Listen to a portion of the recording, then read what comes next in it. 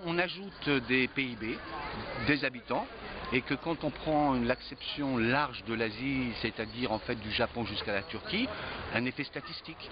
On a un énorme PIB mondial.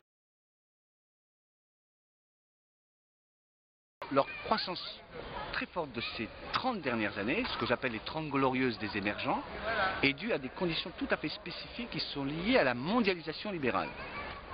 Or, ces conditions-là, c'est ça la crise, ne vont pas se reproduire.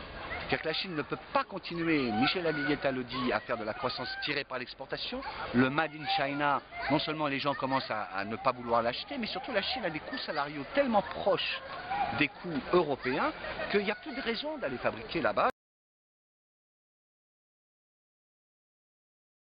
Quand on va, comme je l'ai fait avec un regard asiatique en Afrique, on s'aperçoit que l'Afrique est aujourd'hui dans la situation de la Chine et de l'Inde dans les années 80. Et les dirigeants africains sont obligés de changer leur système pour répondre aux besoins de la jeunesse africaine.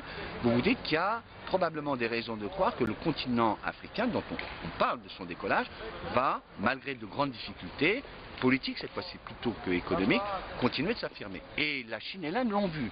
Le premier partenaire de l'Afrique, c'est la Chine. Le troisième, c'est l'Inde.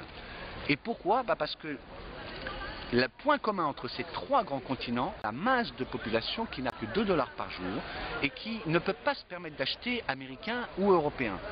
Quels sont les pays qui sont capables de fabriquer ça? C'est les Chinois et les Indiens. Et donc pour eux, le marché africain est une clé.